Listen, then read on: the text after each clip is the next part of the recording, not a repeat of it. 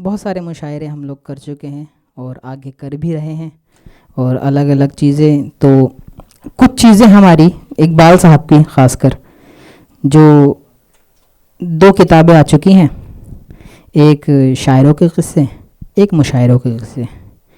لیکن ان سب چیز میں ایک مسئلہ رہا، کتابیں بہت مزیدار ہیں لیکن اس کی زبان جو ہے وہ اردو لغت ہے. تو بہت سارے لوگوں تک وہ جو باتیں ہیں، وہ جو قصے ہیں، وہ جا نہیں پا رہے کیونکہ اردو پڑھنے والے لوگوں کی تعداد بہت کم ہو گئی ہے، اور نئی نسل میں تو ہم جیسے لوگ ہیں جن کو آتی نہیں ہے. تو ہم لوگ اور زیادہ بدتمیز بدترین لوگ ہیں جن کو اردو سے کہنے کو محبت تو ہے لیکن اردو آتی نہیں ہے. تو ہم لوگ ان کتابوں کے، ان قصوں سے، ان باتوں سے محروم ہیں. تو پھر ایک روز شام کو بیٹھے ہوئے ایک چائے پہ بات چیت کے دوران ہوا کہ یہ کام کرتے ہیں کہ اس کو کرتے ہیں، اس کو شو کی شکل میں اس کو کرا جاتا ہے. اور جو کچھ قصے ہیں الگ الگ ایپیسوڈک ہم لوگ کرتے رہیں گے. کچھ وقت کے. آپ بیٹھ سکتے ہیں صاحب. تو یہ ہیں شیو کمار، ہمارے مینیجر بھی کہہ سکتے ہیں، اور یہ آواز انٹرٹینمنٹ فی الحال یہ مطلب کیا کہتے ہیں، فاؤنڈر برائے فاؤنڈر ہیں. یہ ان کو کبھی بھی برخاست کیا جا سکتا ہے اس پوزیشن سے، لیکن فی الحال یہ ابھی کیا کہتے ہیں کنوینئر ہیں اس والے ایونٹ کے. اور میرے خیال سے جب تک ہم لوگ قصے کرتے رہیں گے تو ان کی ذمہ داری یہی سنبھالیں گے. تو اگر آپ لوگ جاگ رہے ہیں اور میری بات سے اتفاق رکھتے ہیں تو آپ ایک بار شیو کے لیے تالیاں بجا سکتے ہیں. کیونکہ ہم لوگوں نے کوشش کری کہ قصے کرتے ہیں، شیو نے جگہ ڈھونڈ کے یہ ساری چیزیں پریپیئر کری کہ چلیں کرتے ہیں. تو یہ بیڑا شیو کمار بٹالوی نے اٹھایا، ہمارا پرسنل بٹالوی صاحب ہیں. اور ابھی لوگ جیسا کہ دلی والوں کی ہم لوگوں کی عادت ہے، کچھ بہت خوبصورت لوگ ہوتے ہیں، اور اس سے میرے کو یاد آیا کہ سبھی لوگ اپنے فون سائلنٹ کر لیجئے گا، اور یہ آپ کے لیے ہے. باہر کچھ لوگ ہیں، پک کر لیجئے.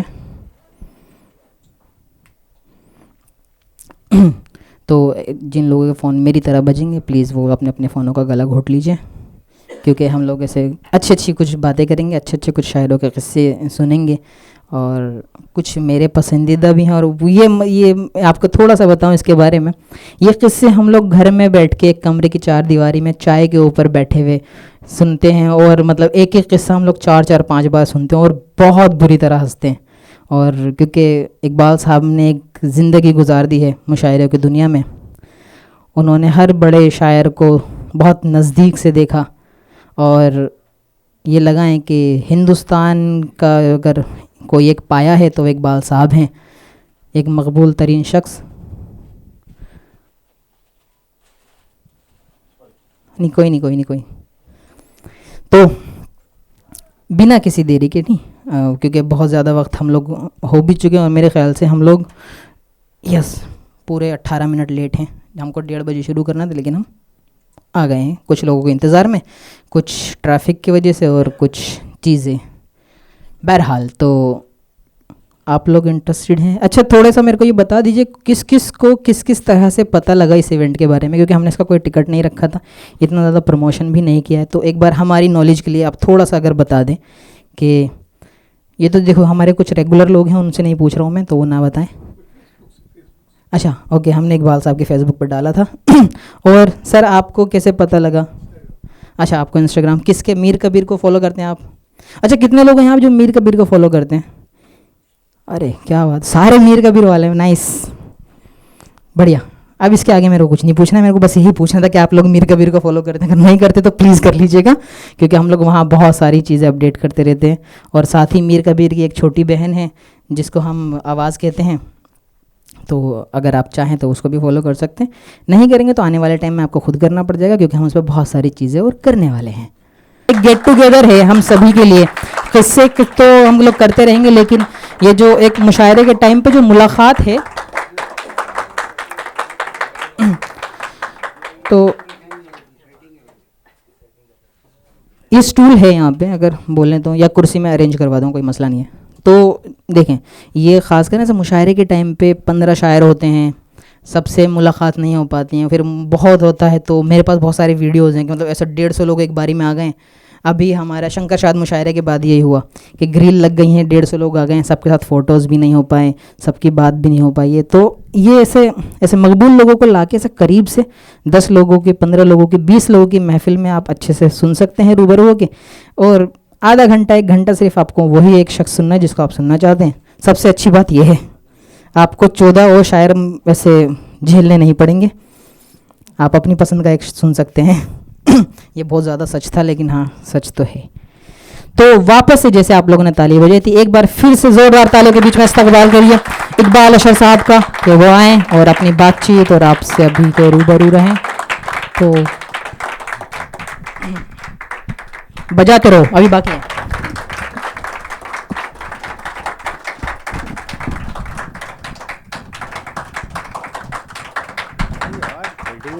کرسی کی ہو جائے تو زیادہ اچھا رہے گا اس میں. کرسی, ہاں کرسی یہ نیچے کر لینا اپنا کیمرہ سب لوگوں کا. اور مجھے نوودت جی مل گئے یہاں پہ. یہ بہت بڑے صحافی ہیں, جرنلسٹ ہیں اور سینئر. تو میرا ہمیشہ یہی کہنا رہا ہے اور ماننا بھی رہا ہے کہ لٹریچر جو ہے وہ ایک رجحان ہے اور اس کا مذہب سے کوئی تعلق نہیں ہے. اور آج میر کبیر فاؤنڈیشن کے کچھ پروگرام آپ سن رہے ہیں اور دیکھتے بھی ہوں گے, آپ محسوس بھی کرتے ہوں گے, لیکن یہ سب ایک دم نہیں ہوا. بہت سے لوگ ہیں شاید واقف نہ ہو, آج کی جو ہماری جنریشن ہے وہ شاید اس بات سے واقف نہ ہو کہ میں ایک میگزین نکلتا تھا نوئیڈا سے, رس رنگ. اس میں 2 لوگ انوالو تھے, ایک پی شریواستو رند صاحب تھے, بزرگ شاعر, اور ایک ونے کرشن توفیل چترویدی. تو وہ نکلتا رہا اور بڑے اچھے کام کیے انہوں نے. ان کا اپنا ایک نظریہ تھا شاعری کا, اور اسی نظریے کو مد نظر رکھتے ہوئے وہ شاعری چھاپتے تھے. اس میں ظاہر ہے ہر میگزین کی ایک شیپ ہوتی ہے اور ایک نظریہ, خاص طور سے نظریہ. تو انہیں جب یہ لگتا تھا کہ کوئی غزل ایسی ہے جو ہمارے نظریے کے خلاف ہے یا ہماری کسوٹی پر کھری نہیں اترتی, تو ایسی چیزیں وہ نہیں بھی چھاپتے تھے. اور یہ لبرٹی ہر زمانے میں ہر میگزین کو حاصل رہی ہے. بہرحال پھر وہ رس رنگ جو ہے 2000 کے آس پاس جو ہے وہ بند ہوا, کیونکہ لٹریری جو سوسائٹیز ہوتی ہیں یا جو میگزینز ہوتی ہیں ان میں ورودابھاس بہت ہوتے ہیں. مطلب آپس میں جو ٹکراؤ ہوتا ہے وہ بہت ہوتا ہے.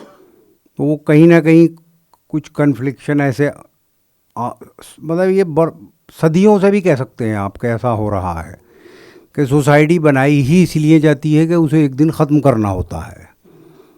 میگزین بھی اسی لیے نکالے جاتے ہیں کہ کہیں نہ کہیں کوئی ایشو ہوتا ہے اور وہ کہتے ہیں بھئی ہمارا اس سے کوئی تعلق نہیں. تو وہ میگزین بند ہوئی.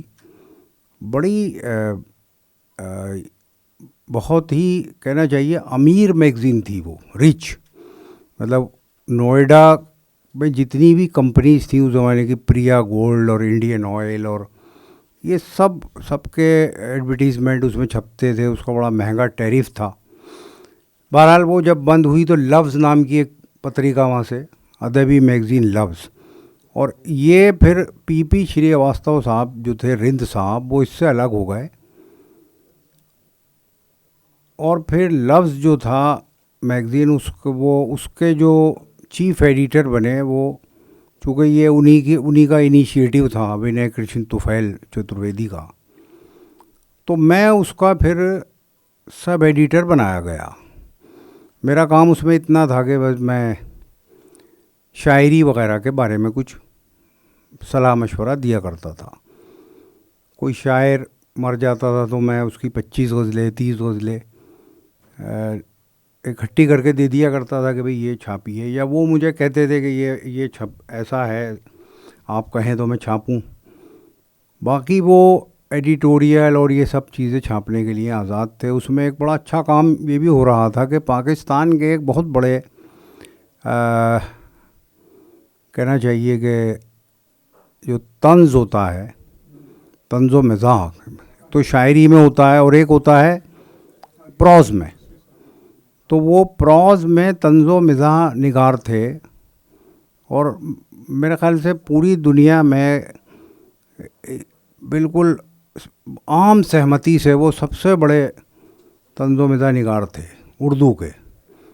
تو ان کے کچھ جملے آپ نے سنے بھی ہوں گے، جیسے لاہور کی گلیاں اتنی تنگ ہیں کہ اگر ایک طرف سے ایک عورت آ رہی ہو اور دوسری طرف سے ایک مرد، تو درمیان میں نکاح کی گنجائش ہی بچتی ہے.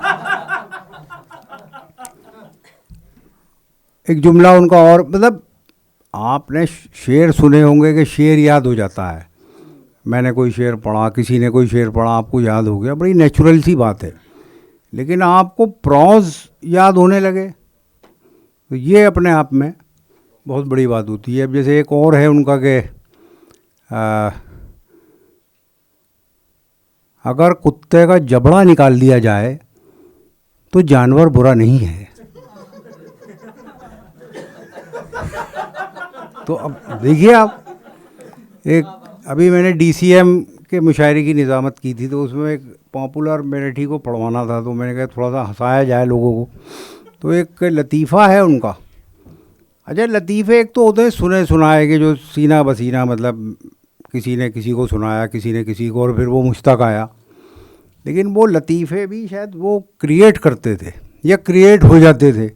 جیسے شعر کبھی کبھی اتر آتا ہے، ہم کچھ بھی نہیں کرتے، بس یہ ہوتا ہے بھائی یہ کیا ہوا، تو وہ اس کو الہام بھی کہتے ہیں، اور بہت سے لوگ اور نام سے، جیسے انتر گیان بھی کہتے ہیں کچھ لوگ. تو ایک لطیفہ میں نے پڑھا تھا ان کا کہ انہوں نے لکھا کہ میں نے بس میں برابر کی سیٹ پر بیٹھی ہوئی خاتون سے پوچھا کہ یہ پرفیوم جو آپ نے لگا رکھا ہے اس کا نام کیا ہے؟ بہت ہی اچھا ہے، اور میں یہ پریزنٹ کرنا چاہتا ہوں اپنی بیوی کو.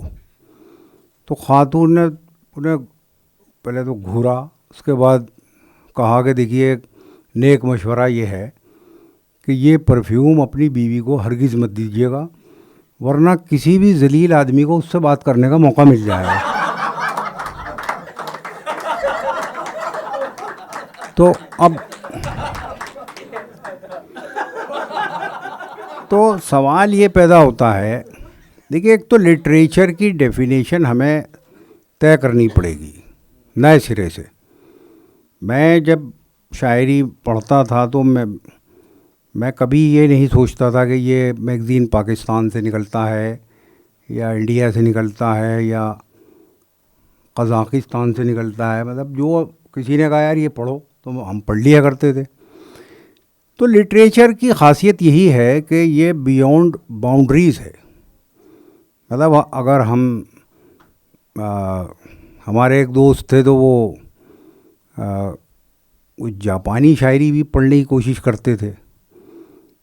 تو ایک دن وہ ایک بزرگ سے مذاق میں کہہ بیٹھے، انہوں نے بزرگ نے وہ ایک بزرگ آتے تھے جامع مسجد پہ، ایک کریم ہوٹل ہے بہت مشہور، اس کی برابر میں جو اب کریم ہوٹل نے ہی خرید لیا ہے وہ حصہ، وہاں ایک ٹی اسٹال تھا، سلیمان ٹی اسٹال.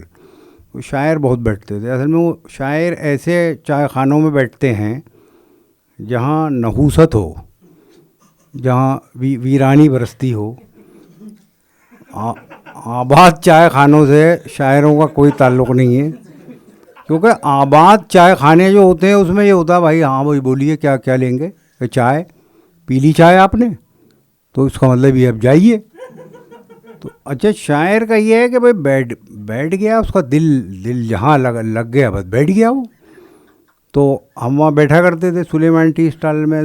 میرے خیال سے علاقے کی جو بدترین چائے تھی وہ، اس کی خاصیت یہ تھی کہ ایک اس کے 3 پارٹنر تھے چائے خانے کے. مطلب صبح میرے خیال ہے کوئی 5:30 بجے سے ان کی وہ اسٹال شروع ہو جاتا ہے. کیونکہ جامع مسجد ایک آپ گئے ہوں گے سب لوگ, ایک ایسا علاقہ ہے کہ وہاں پتہ ہی نہیں چلتا کہ دن کب ہوا اور رات کب ہوئی. تو جب بھی میں جامع مسجد جاتا ہوں کچھ نہ کچھ لوگ کھاتے ہوئے ملتے ہیں وہاں. تو اس لیے کہ وہاں بیچنے والے بیٹھے رہتے ہیں. تو بہرحال سلسلہ یہ تھا سلیمان ٹی اسٹال کا کہ صبح کی شفٹ میں ایک بھائی بیٹھتے تھے, تو وہ 6 گھنٹے کی شفٹ ہوتی تھی کہ بھئی 12 بجے تک بیٹھے, پھر دوسرا بھائی آ گیا, پھر وہ چلا گیا تو تیسرا. ہم جو ہے جب جاتے تھے وہاں تو تیسرا بھائی جو تھا وہ انہی کا نام سلیمان تھا. تو اور ان کی خاصیت یہ تھی کہ وہ گٹار بہت اچھا بجاتے تھے, اور یہ بینجو مطلب اس طرح کے ساز جو تھے اس کے ماسٹر تھے وہ. اور ان کا ایک آرکیسٹرا بھی تھا جس کا نام تھا سولومن. تو ہمارے ایک دوست اس میں اناؤنسر بھی تھے. تو وہ کبھی کبھی یہ ہوتا تھا کہ جیسے ہم دن کے وقت میں گئے تو سلیمان صاحب وہاں ہوتے نہیں تھے, تو ہم ان کی ایک ورک شاپ بھی تھی چھوٹی سی, جہاں بیٹھ کر وہ گٹار اور بینجو وغیرہ کی مرمت کرتے تھے. جیسے کسی کا تار ٹوٹا ہوا ہے تو اسے جوڑ دیا. تو کبھی کبھی ہم ان سے فرمائش بھی کرتے تھے, بھائی سلیمان بھائی کچھ سنا دو یار. تو وہ کہنے لگے آپ بتاؤ کیا سناؤں. تو میں نے ان سے ایک بار فرمائش کی تھی, وہ اڑان کھٹولا ایک فلم ہے دلیپ کمار کی, تو اس میں ایک گیت ہے دل کا سلام لے جا, میرا پیام لے جا, اڑان کھٹولے والے راہی. بڑا عجیب سا الگ انداز کا گیت ہے. تو وہ کہنے لگا یار یہ تو بڑی زبردست فرمائش کر دی تم نے. تو وہ بجاتے رہے, اور صاحب اس قدر شاندار بجایا انہوں نے, وہ بینجو پہ بجا رہے تھے. تو آس پاس کے کئی لوگ آ گئے, انہوں نے کہا یار کیا قیامت برپا کر رکھی ہے بھیا آپ نے. خیر وہ رات کو ہمیں وہاں ملتے تھے. جب رات میں وہ آتے تھے تو کوئی شرم لحاظ ان کی آنکھ میں رہتا نہیں تھا کہ بھئی یہ ہمارے ملنے والے ہیں, یہ دن میں آئے ہوئے تھے اور بینجو سن رہے تھے اور یہ میرے فین ہیں. بد لحاظ دکاندار تھے وہ سب. اور جامع مسجد کے زیادہ تر دکاندار آپ کو ایسے ہی ملیں گے. تو بہرحال وہ یہ ہوتا تھا کہ ہم جیسے گئے تو 10-12 لوگ ہوتے تھے. تو ہمارے ایک دوست تھے مختار عثمانی, تو وہ ایک مینیجر تھے ایک طرح سے وہاں پہ. وہ ڈیل کرتے تھے کہ لاؤ بھائی, ارے بھائی 3 چائے لے آؤ, 4 چائے لے آؤ. تو اگر جیسے کچھ دیر ہو جاتی تھی کہ چائے نہیں منگائی گئی ہے, تو وہ بچہ آ جاتا تھا, وہ بھائی کچھ کہہ رہے ہیں یہ کہتا تھا وہ, تو جا بھائی 3 چائے لیا. ایک دن کیا ہوا, وہ چائے سے تو پریشان تھے ہی سب وہاں کی. وہ جو دودھ اوٹاتے تھے تو ایک وہ تانبے کا وہ تھا ایک بھگونا یا کیا کہتے ہیں جس میں دودھ, کڑھاؤ تھا جس میں دودھ جو ہے وہ اوٹایا جاتا ہے. اس پہ قلعی نہیں ہوتی تھی, پتہ نہیں کب سے قلعی نہیں ہوئی تھی. تو وہ جو بھی قلعی کی کبھی کسی زمانے میں کرائی ہوگی کسی نے, وہ سب اتر چکی تھی اور وہ تانبا ہی رہ گیا تھا اس میں. تو اس میں دودھ پڑا رہتا تھا اور وہ اسی میں سے دودھ لے کے چائے بنتی رہتی تھی. تو ذائقہ اس کا میں نے ایک جگہ لکھا ہے کہ ہم نے سلیمان ٹی اسٹال میں چائے کے نام پر 15 برس تک تانبا پیا.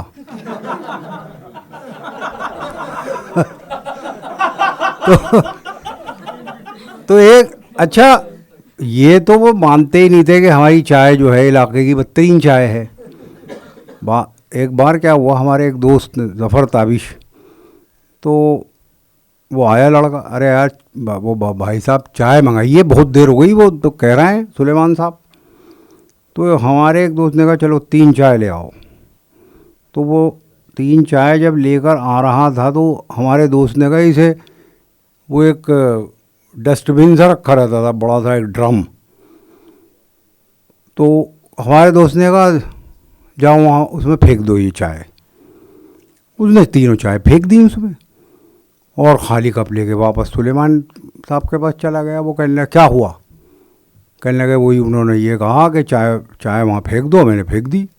تو وہ اندر لڑنے آ گئے, کہنے لگے یار اتنی بری چائے ہے ہماری. وہ ان سے کہا گیا کہ کیا آپ کو معلوم نہیں ہے جو آپ ہم سے یہ بات پوچھ رہے ہیں. تو کہنے لگے ٹھیک ہے. پھر انہیں بھی معلوم تھا کہ شاعر یہاں क्यों आते हैं, वीरान होटल है, मनहूस, और पड़े रहते हैं, खटमल बहुत थे वहाँ। तो मतलब ये कि हर आदमी जब घर जाता था तो वो अकेला नहीं जाता था। तो बहरहाल तो वहाँ पे बड़े अजीब अजीब से किस्से होते रहते थे इस तरह के, जैसे ये बताया मैंने कि भाई चाय बनाओ फेंक दो उसमें। तो एक साहब वहाँ बुज़ुर्ग शायर जो थे, सबसे बुज़ुर्ग शायर थे कैसर हैदरी। तो वो लंबे बाल थे, बड़े यहाँ पड़े रहते थे, मतलब जैसे और औरत के लंबे बाल होते हैं, चुटिया या इस तरह कुछ जुल्फ़ हैं कह सकते हैं आप। तो वो अच्छा उसे बांधते भी नहीं थे वो। अब वो ऐसे ही जैसे औरत क्या करती है, औरत तो चुटिया बांध ली, क्लिप लगा लिया, कुछ कर लिया, उनके बाल ऐसे ही बस पड़े हुए हैं। अब हवा चल रही है तो अजीब सी शक्ल बन गई बालों की। उनके जो शागिर्द थे उनके बाल उनसे भी लंबे थे, बस काले और गोरे का फ़र्क था कि एक के बाल काले थे, एक के सफ़ेद थे। तो बहरहाल वो उन दोनों का एक दबदबा था शहर में, पुराने लोग थे।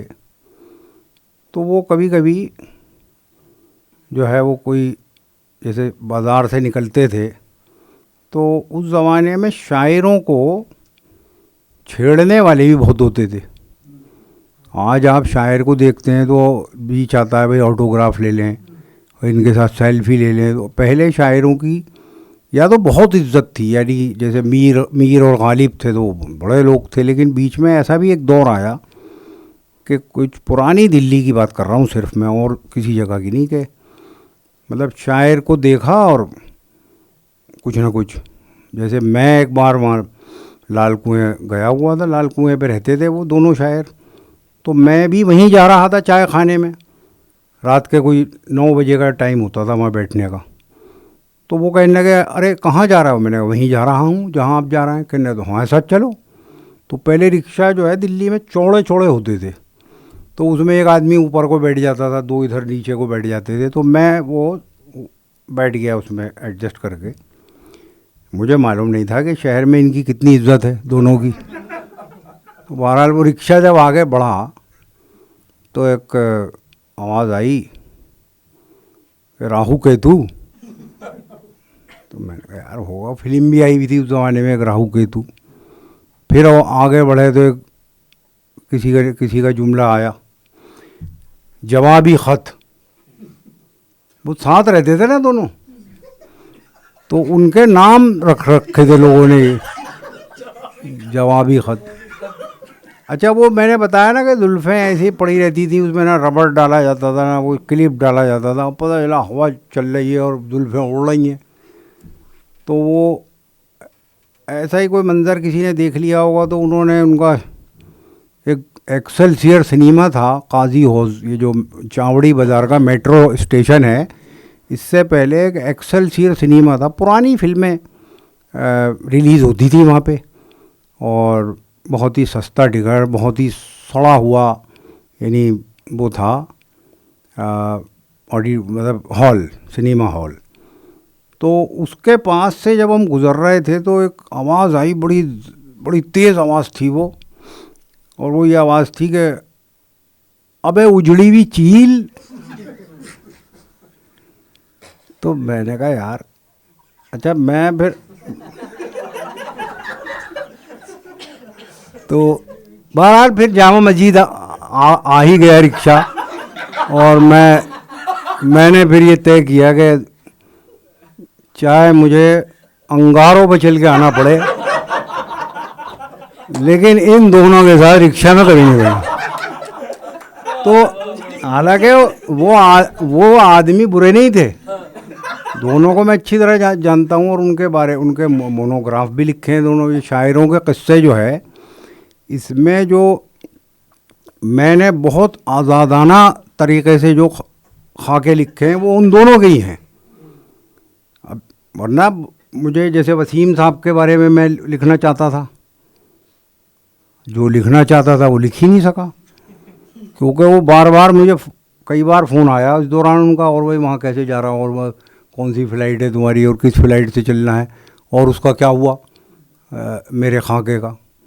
تو میں نے کہا یار میں اگر کوئی ایسی بات لکھ دوں گا جو وسیم صاحب کے شاعر شان نہیں ہوگی تو شاید انہیں برا لگے.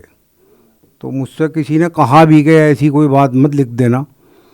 تو اس مطلب آزادی کے ساتھ جیسے لکھنا ہوتا ہے کہ بھئی میں مثال کے طور پہ مرزا سلیمان صاحب پہ خاکہ لکھنا چاہتا ہوں اور مرزا جی یہ کہہ دیں گے بھئی آپ آزاد ہیں, تو پھر وہ خاکہ لکھا جائے گا جناب.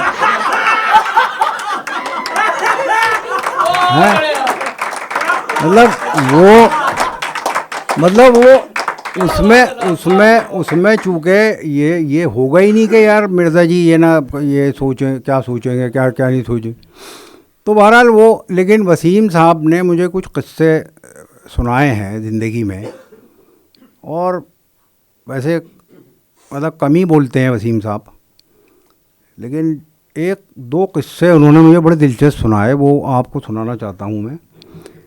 یہ اس زمانے کی بات ہے جب وسیم صاحب مطلب ٹین ایجر تھے.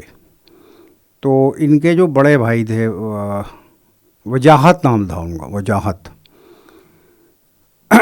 تو وہ ظاہر وسیم صاحب سے بڑے بھی تھے اور علاقے کے اندر ان کا ایک اپنا ایک دبدبہ بھی تھا, اور چونکہ پڑھے لکھے آدمی تھے تو اپنی ایک پکڑ بھی تھی ان کی نوجوان پیڑھی پر. شاعری تو نہیں کرتے تھے لیکن شاعری کی نزاکتوں سے واقف تھے اور شاعروں میں ہی اٹھتے بیٹھتے تھے. تو وسیم صاحب کے محلے میں ہی ایک شاعر رہتے تھے, کنگ بریلوی, کنگ. تو ان کی جو بیٹھک تھی, مطلب پہلے بیٹھک شاید آج کی ہماری پیڑھی نہ سمجھ پائے.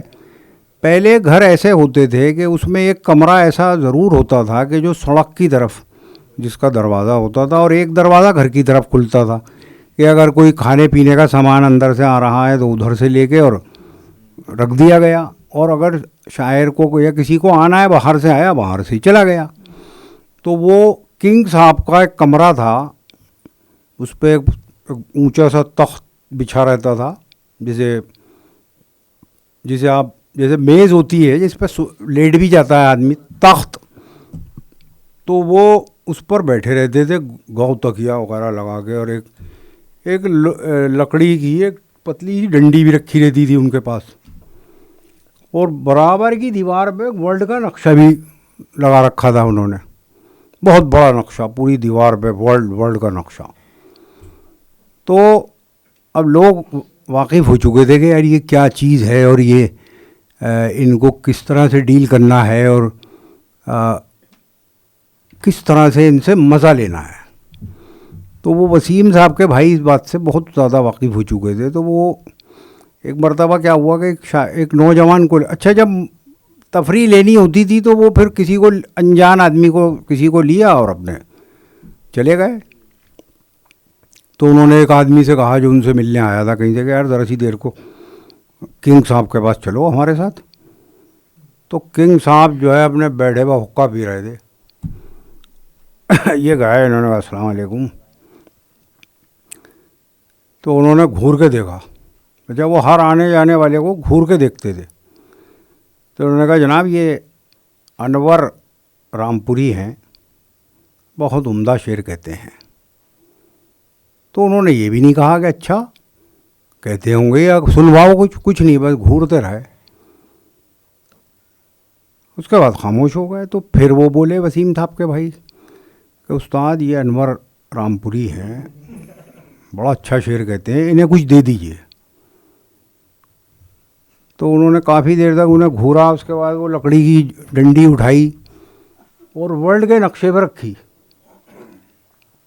اب ورلڈ کا نقشہ ہے تو اس میں بہت سارے ملک آئے پڑے ہیں اس میں کہ بھئی یہ جاپان ہے اور یہ بنگلہ دیش ہے یا انڈیا ہے, پاکستان ہے, امریکہ ہے, سارے ملکوں کے وہ نقشے ہیں اس میں. تو وہ ڈنڈی لے کے بہت دیر تک اس میں گھماتے رہے, اور اس کے بعد ڈنڈی رکھی اور اس آنے والے اس نوجوان کی طرف دیکھا, انور رامپوری کی طرف, اور بہت ہی جوش و خروش کے عالم میں کہا جاؤ ہم نے تمہیں جاپان دیا.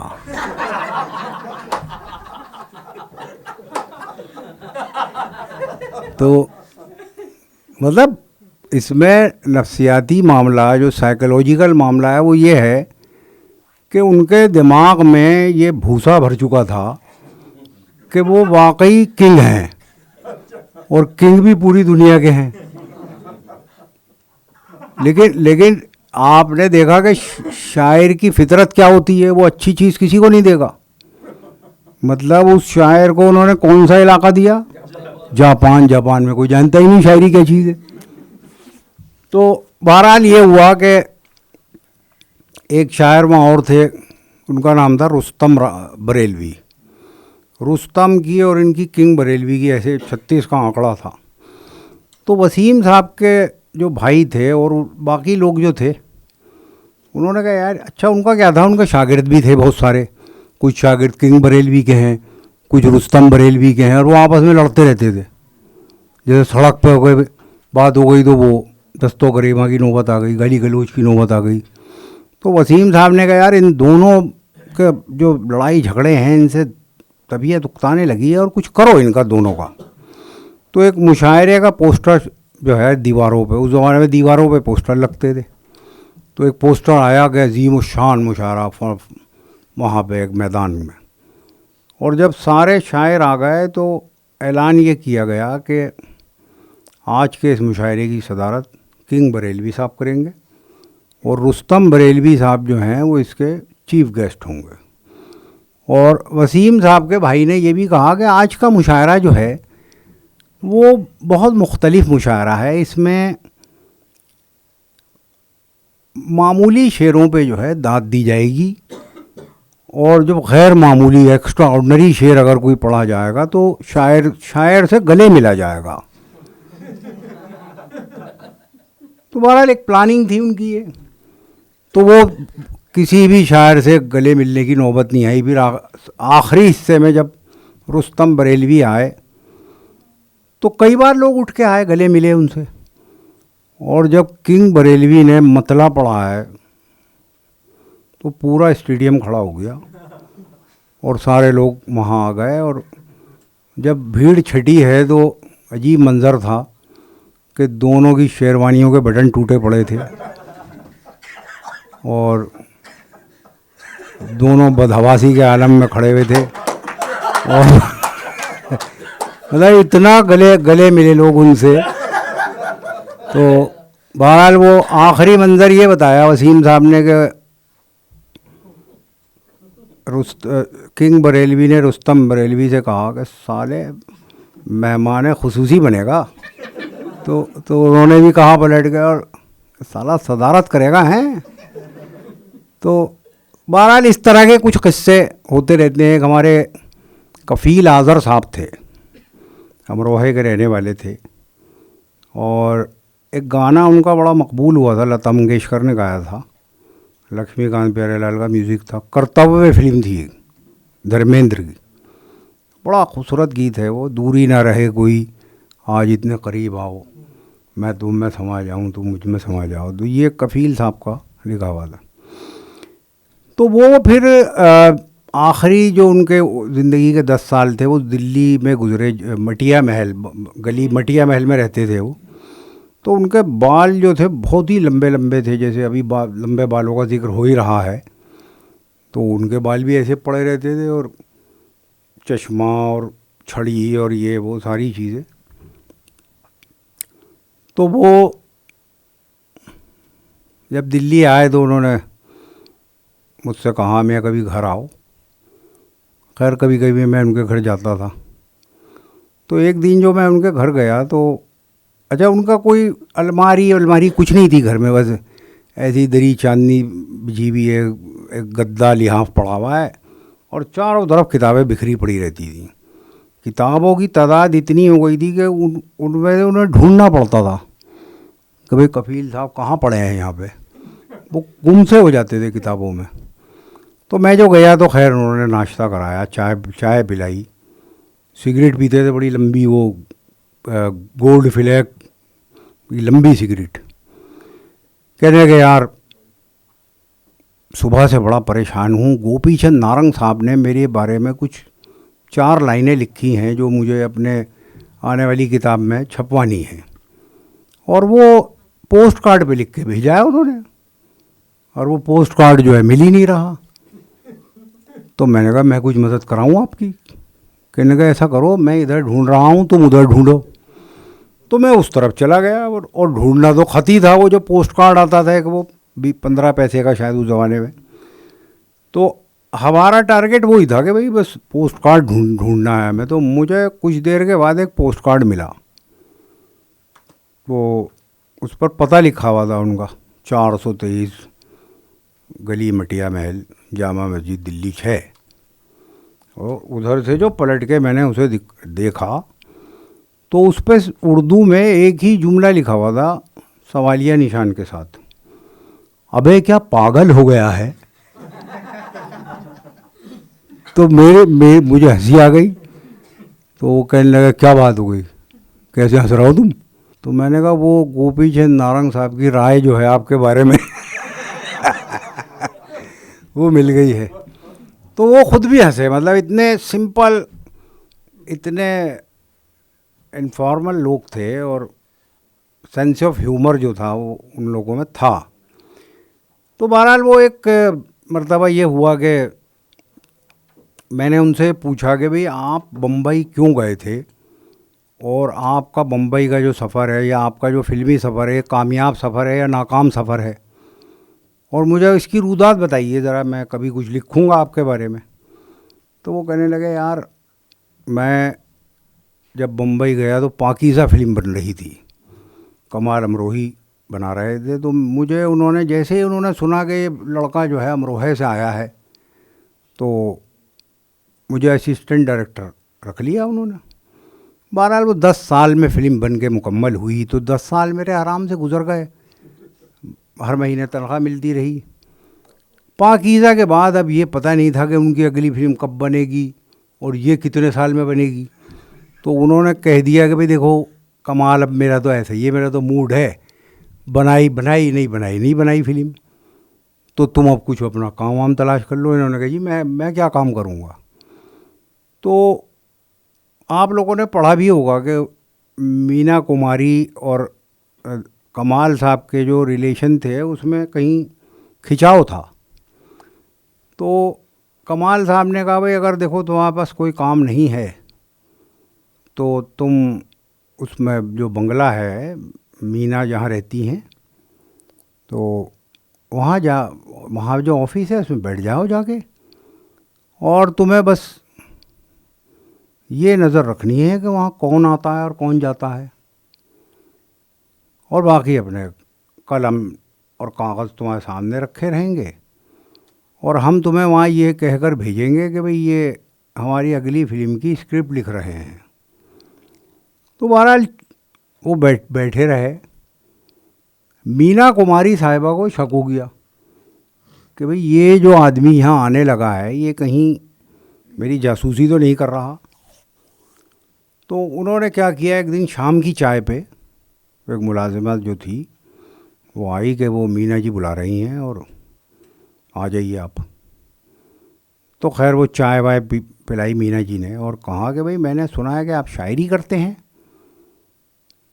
تو انہوں نے کہا ہاں جی شاعری تم کرتا ہوں. کہ ہم تو محروم ہیں آپ کی شاعری سے.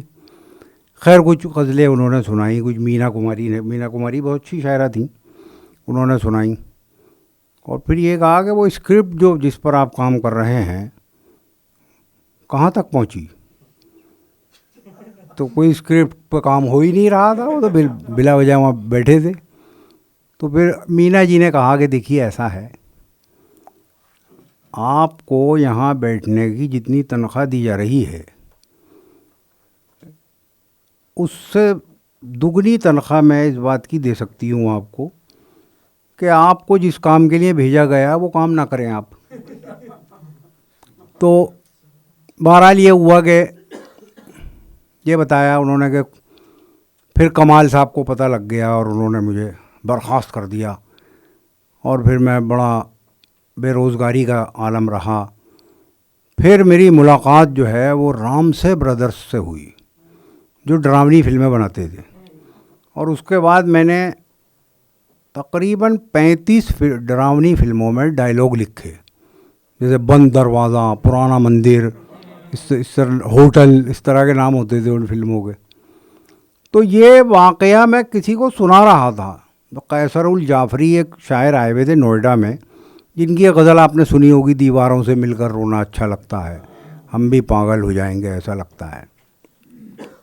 تو وہ مجھ سے کہنے لگے کہ بھائی کفیل آذر دلی آ گئے ہیں، وہ کیا بتاتے ہیں اپنے بمبئی کے سفر کے بارے میں. میں نے کہا جی وہ یہ بتاتے ہیں کہ پہلے تو میں اسسٹنٹ ڈائریکٹر رہا پاکیزہ میں، پھر کمال صاحب کا جاسوس بن گیا، پھر مینا جی کا جاسوس بن گیا، پھر بے روزگار ہوا، پھر ڈرامنی فلموں کے ڈائلاگ لکھنے لگا. 35 ڈرامنی فلموں کے ڈائلاگ لکھے. تو وہیں پہ انیس امروہوی بھی کھڑے ہوئے تھے. انہوں نے کہا جناب ان کی موجودہ صورتحال ایسی ہے کہ وہ کسی بھی ڈراونی فلم میں بغیر میک اپ کے کام بھی کر سکتے ہیں. تو بہرحال لیکن یہ کہ یہ لوگ اب میسر نہیں ہوں گے. سب سے بڑی بات کیا ہے کہ میں یہ قصے کیوں سناتا ہوں یا مجھے کیوں یاد ہو جاتے ہیں یا کیوں یاد ہو گئے، اسی لیے کہ مجھے ایسا لگتا ہے کہ کوئی ہے ہی نہیں جو اس زمانے کی باتیں یاد رکھے، دہرائے، کہیں لکھے. تو ایک عجیب سا خلا محسوس کرتا ہوں میں. تو آپ کی کچھ فرمائش تھی؟ ہاں ایک قصہ. اور آپ لوگوں کو کچھ مزہ بھی آ رہا ہے یا ایسے ہی؟ تو یہ اصل میں کچھ ایسا نہیں ہے کہ میں اسے بیٹھ کے بناؤں، جیسے سٹوری ٹیلر بناتے ہیں، سوچتے ہیں، سیکوینسز طے کرتے ہیں. یہ تو میری ایک بات چیت ہے کہ میں آپ سے بات کر رہا ہوں، اور آپ بھی مجھ سے کچھ پوچھ سکتے ہیں اس دوران کوئی چیز آئے آپ کے ذہن میں. گلزار دہلوی صاحب کے ساتھ میرے بہت سفر ہوئے ہیں، اور سفر اس زمانے میں ہوئے ہیں جب وہ ریلوں سے جانا بند کر چکے تھے، عام طور پہ ہوائی جہاز سے، اور دور دراز کا جانا ہوتا تھا. کبھی پربھنی جا رہے ہیں تو کبھی بمبئی جا رہے ہیں. تو ان کے کچھ قصے جو ہیں وہ میں نے لکھے بھی ہیں، اس کی جو کتاب ہے میری شاعروں کے قصے. تو ایک قصہ بڑا عجیب و غریب ہے نوودیت بھائی، بہت ہی عجیب قصہ ہے. ہوا کیا کہ پربھنی میں ایک مشاعرہ تھا. تو پربھنی سے آپ واقف ہوں گے، اورنگ آباد سے کچھ ناندیڑ کی طرف جو جاتے ہیں تو ایک شہر پڑتا ہے. تو وہاں پہ ایک مشاعرہ فروری میں ہوتا ہے. تو مجھے اور گلزار صاحب کو ساتھ جانا تھا، ساتھ آنا تھا. تو جب وہ مشاعرہ ختم ہوا تو مجھے جو نذرانہ تھا وہ اس زمانے میں 100 اور 500 اور 2000 کے نوٹ، وہی پرانے والے. تو وہ گلزار صاحب کو 2000 کے نوٹ دے دیے گئے. تو وہ تو ذرا سی دیر میں انہوں نے گن کے اور کمرے میں آ کے، ہمارے ہاں اتنا لحاظ ہے ابھی مشاعرے میں کہ کنوینر کے سامنے ہم لوگ نہیں گنتے، ادھر ادھر ہو کے سائیڈ میں جا کے گنتے ہیں. مطلب گننے تو پڑتے ہی ہیں. تو مگر یہ کہ وہ کوئی واش روم چلا جائے گا، کوئی کہیں چلا جائے گا. تو بہرحال وہ یہ ہوا کہ ہم جب کمرے میں آئے تو گلزار صاحب نے وہ جو ہے 2000 کے نوٹ تھے. اب ظاہر ہے اگر ان کا نظرانہ 30,000 35,000 بھی، تو ذرا سی دیر میں 16-17 نوٹ گنے اور قصہ ختم. رکھ لیا انہوں نے شیروانی میں. میرے پاس بکھیڑا آ گیا تھا بہت الگ قسم کا، 100 کی گڈی الگ اور 50 کی الگ اور 500 کی الگ. تو میں نے کہا یار اب میرے کوئی شرارت سی بھی سوجی. وہ میں نے گلزار صاحب کی جہاں ہماری اٹیچیاں رکھی ہوئی تھیں، وہ ایک سلیب تھا لکڑی کا، وہیں پہ میں نے وہ پیسے رکھ دیے اور میں گلزار صاحب کی طرف ہو گئی پیٹھ میری. تو میں انہیں گنتا رہا ادھر نوٹوں کو. ان کا کام تو ذرا سی دیر میں ختم ہو گیا، 2000 کے نوٹ تھے. اب وہ انہوں نے مجھے کچوکنا شروع کیا، بھائی نمٹا نہیں بھائی تیرا کام. تو میں نے کہا بھائی کام ذرا زیادہ ہے. تو بہرحال وہ خدا کر کے 50 کی گڈی نمٹی، پھر 100 کی گڈی اٹھا لی میں نے. ابے کہنے لگے بھائی کتنا کام مل گیا آخر تجھے؟ وہ کام چلتا رہا. اچھا مجھے بھی پھر مزہ آنے لگا. میں نے کہا یار یہ جو غلط فہمی ہو رہی ہے، کیا مزے کی غلط فہمی ہے؟ تو میں نے کہا جناب جیسا ہے کہ جب نوٹ زیادہ ہیں تو وقت تو زیادہ ہی لگے گا. او ہو اچھا. پھر جو فائنل گڈی تھی اس پہ وہ بولے ارے بھائی کیا تجھے 1,00,000 سوا لاکھ روپے دے دیے؟ تو میں نے کہا دیکھیے گلزار صاحب یہ تو پرائیویٹ بات ہے اور یہ اس طرح مناسب نہیں ہے.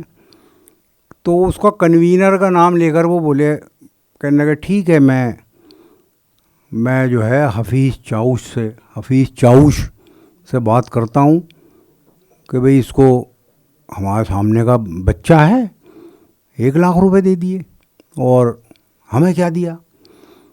بہرحال خیر جب وہ گنتی ہو گئی تو میں نے کہا گلزار صاحب معاملہ یہ نہیں یہ چھوٹے نوٹ تھے. اب تو بتا دیتا یار تو نے تو میری جان نکال کے رکھ دی. خیر جی وہ رات کو ہم سو گئے. ان سے اتنا بولتے تھے وہ کہ مجھے ان سے رات میں یہ کہنا پڑا کہ اب چچا بس سو جائیے. ہاں خیر وہ جلدی اٹھتے بھی جلدی تھے. وہ ہمیں ایئرپورٹ جانا تھا تو وہ ڈرائیور آیا اور اس نے کہا کہ جناب میرے پاس گاڑی تو ہے لیکن اس میں پیٹرول نہیں ہے اور وہ فون اٹھا نہیں رہا. خیر میں نے پیٹرول ڈلوایا. ہم چلے. تو آپ اگر کبھی جائیں پربھنی اور اورنگ آباد آ رہے ہو یا ناندیڑ سے اورنگ آباد آئیں تو اس میں ایک علاقہ ایسا آتا ہے کہ دونوں طرف جو ہے میدان کھیت ہیں, سرسوں کے کھیت ہیں شاید. تو اس میں ہرن بہت ہیں, یعنی اتنے ہرن ہیں کہ آپ ایسے دیکھیں گے تو وہ پتہ ہے ایک ڈانر آ رہی ہے ہرنوں کی, چھلانگے مارتے ہوئے کلانچے مارتے ہوئے وہ. تو خیر ایسے ہی ایک دیکھا میں نے کہ 2-3 ہرن آ رہے ہیں. تو میں نے گلزار صاحب سے میں نے دیکھیے ذرا کیا منظر ہے. تو وہ کہنے لگا ہاں.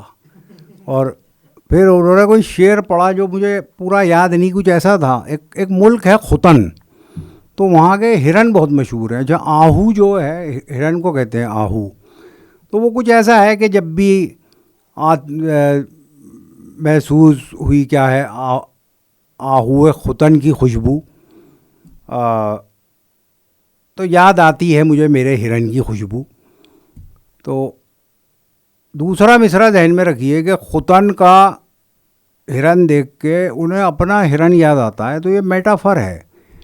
اب یہاں ہرن جو ہے وہ محبوب سے مراد ہے کہ مجھے اپنا محبوب یاد آتا ہے.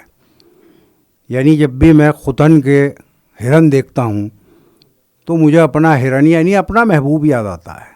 یہ اس کی تشریح ہے. تو وہ جو گاڑی چلا رہے تھے جو صاحب, جب شعر سنایا گلزار صاحب نے جو تقریباً آدھا فارسی میں ہے, تو وہ ایک دم بڑے تڑپ کے انہوں نے دی کیا کہنے ہیں. تو میں نے کہا جناب کچھ سمجھے بھی آپ, کیونکہ مجھے شک تھا کہ آہو ختن یہ کہاں سے سمجھے گا. وہ کہنے لگے, خیر وہ تو چپ ہو گئے ڈرائیور صاحب.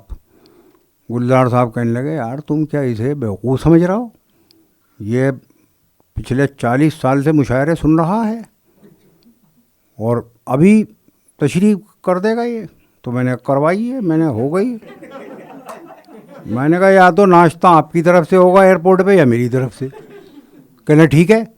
تو اس کی طرف بول کے وہ ڈرائیور صاحب کی طرف دیکھا, انہوں نے کہا بسم اللہ شروع ہو جاؤ.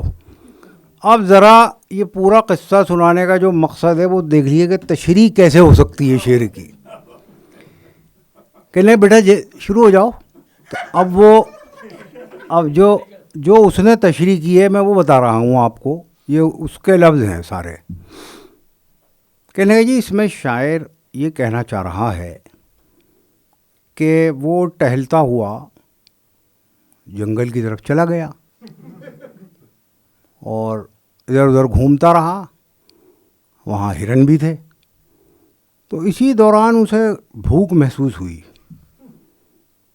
تو اس نے اپنی پستول نکالی, ایک ہرن کی گولی ماری اور پھر لکڑیوں میں آگ لگائی, ہرن کو سینکا اور اس کا گوشت کھا کے جب وہ آگے بڑھا ہے تو اسے اپنے بدن سے ہرن کی خوشبو آ رہی ہے.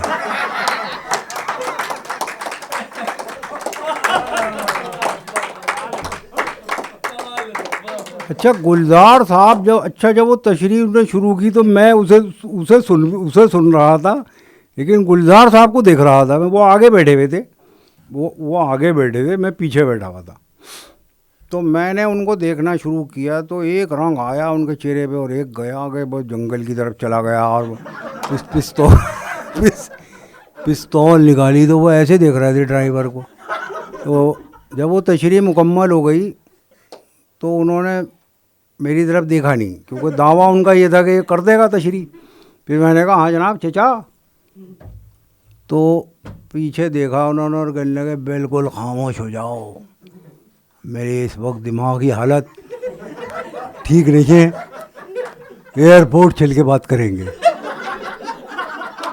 تو بہرحال مطلب گلزار صاحب کا کمال یہ تھا کہ وہ اتنے بڑے تھے ہم سے، ان کا علم بھی بڑا تھا، شاعری بھی بڑی تھی، لیکن وہ میرے ساتھ تو خاص طور سے ان کے اتنے اچھے ریلیشن تھے کہ بالکل دوستوں کی طرح رہتے تھے.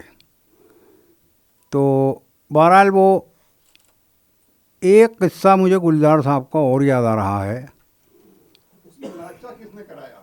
ناشتہ تو گلزار صاحب نے کرایا.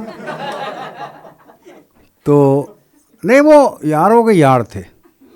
اچھا ایک ان کے پاس جو ہے گلزار صاحب کے پاس ایک فائل رہتی تھی ہمیشہ، تو اس میں بہت سارے سرٹیفکیٹ تھے پرانے زمانے کے، جیسے بھائی میں نے فلاں آندولن میں حصہ لیا گاندھی جی کے ساتھ تو اس کا سرٹیفکیٹ، اور فریڈم فائٹر کا سرٹیفکیٹ، اور یہ سرٹیفکیٹ. تو وہ کبھی کبھی کیا کرتے تھے، جیسے ایئرپورٹ پہ معمولی سی بات ہوئی، جیسے انہوں نے کہا بھائی ابھی ہم نے وہ شروع نہیں کی ہے، مطلب ہم بورڈنگ پاس نہیں دے رہے ہیں، آپ بیٹھیں.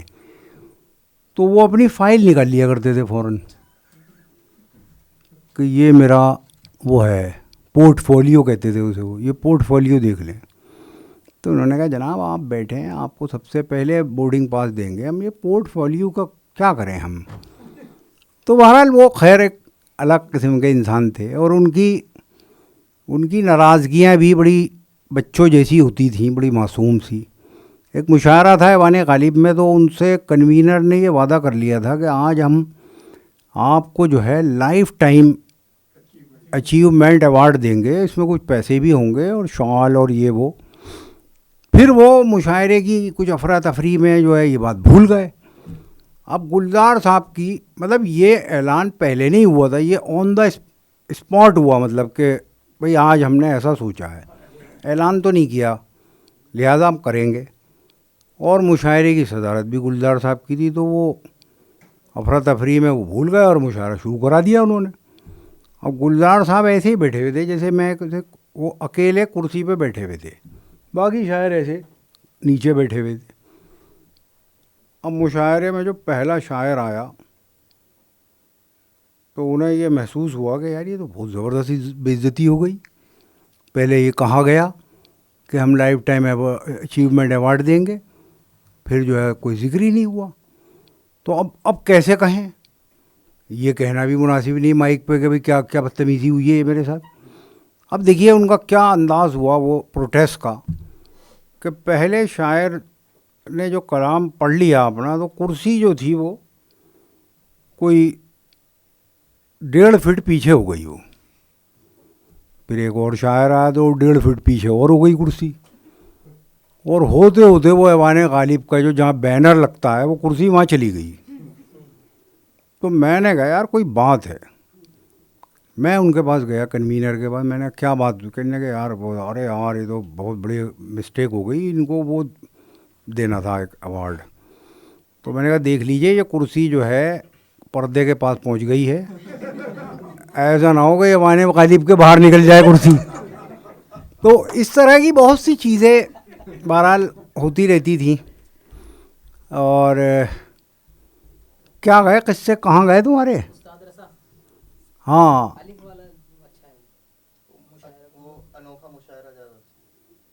ہاں ایک مشاعرہ دیکھیے، یہ مرزا جی فرمائش کر رہے ہیں، یہ بھی جو ہے یہ 87-86 کی بات ہے.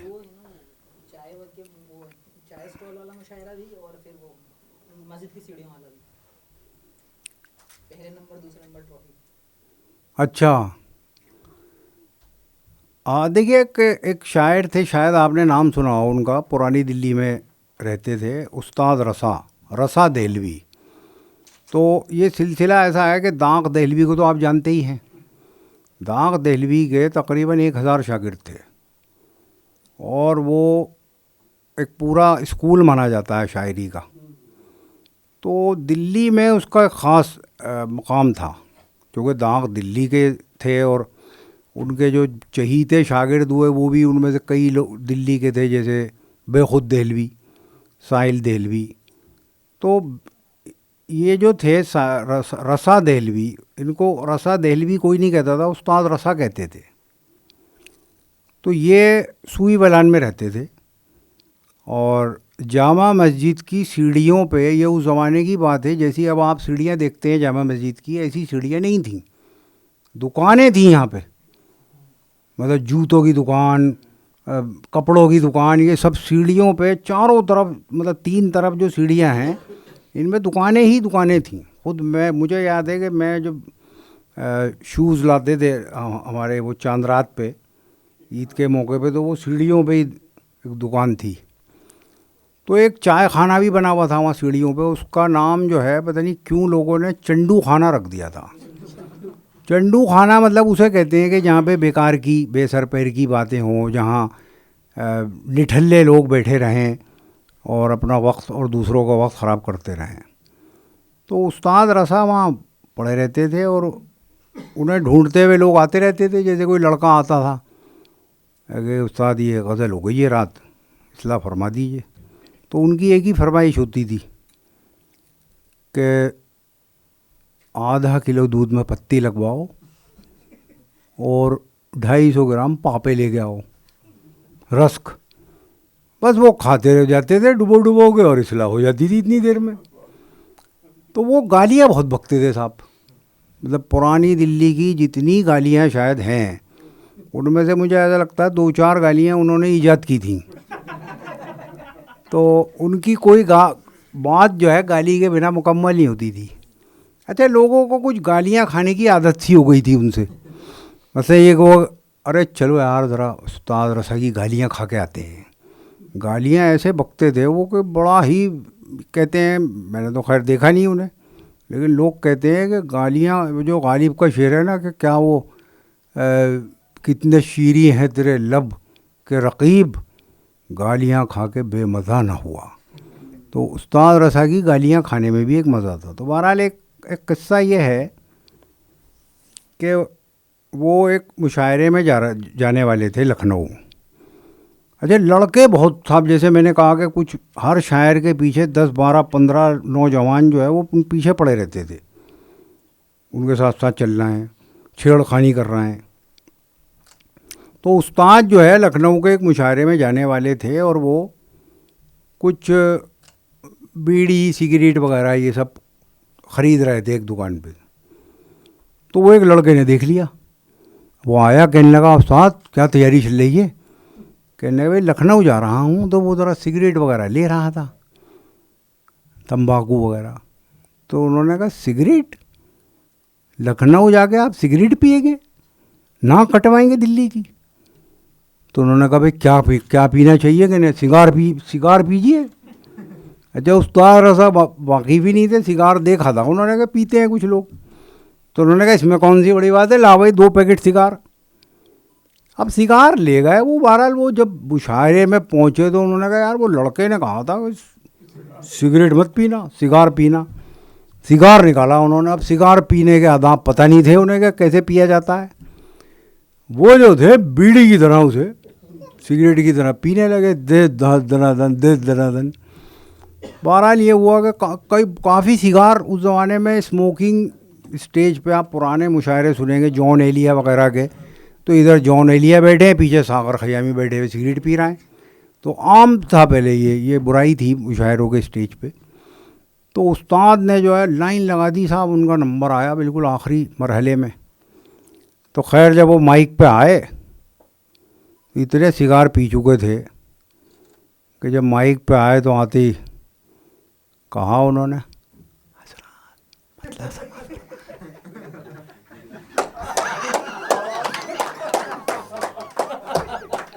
تو مطلب آواز بالکل غائب ہو چکی تھی. تو ان کا ایک قصہ یہ بھی ہے کہ وہ ایک مشاعرہ کرتے تھے. آپ نے اردو پارک کس کس نے دیکھا ہے؟ یہ تو اب ایسی بات ہے کہ بہت مشکل سوال ہے یار, یہ کیا سوال کر لیا.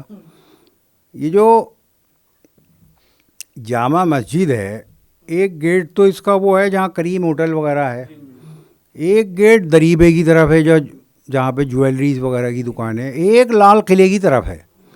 تو اب جب آپ نیچے اتریں گے تو مینا بازار آئے گا جس میں وہ کچھ کھانے پینے کا سامان بکتا رہتا ہے, کچھ ہارڈ ویئر کی دکانیں ہیں. آگے آپ جب چلیں گے تو لیفٹ ہینڈ پہ ایک اونچی سی نہیں اونچا سا ایک پارک ہے جس میں مولانا ابوالکلام آزاد کا مزار ہے.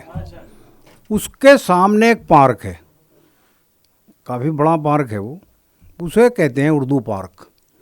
تو استاد رسا وہاں ایک مشاعرہ کرتے تھے. یہ اس زمانے کی بات ہے جب یہ مینا بازار اس طرح کا نہیں تھا, پرانے میدان تھا پورا ایک. تو وہاں ایک مشاعرہ استاد رسا کرتے تھے اور اس کا چندہ جو ہے سال بھر چلتا تھا.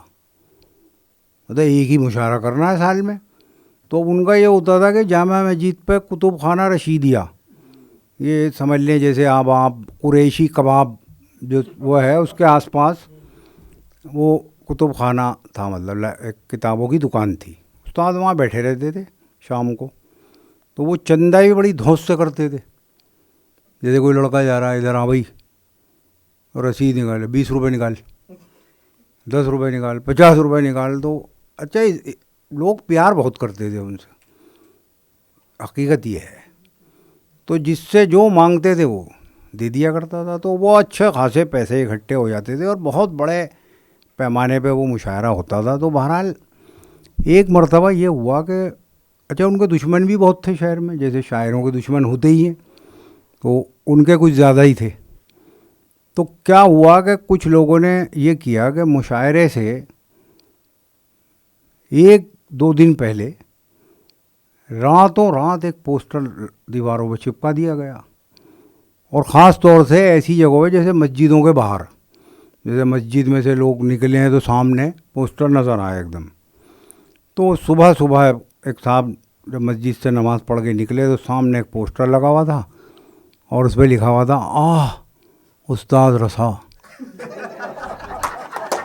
اچھا تو آپ سمجھ ہی سکتے ہیں مطلب کہ وہاں لکھا جاتا ہے جہاں پہ کوئی مطلب مر جائے, اور نیچے اس پہ ڈیٹیل لکھی ہوئی تھی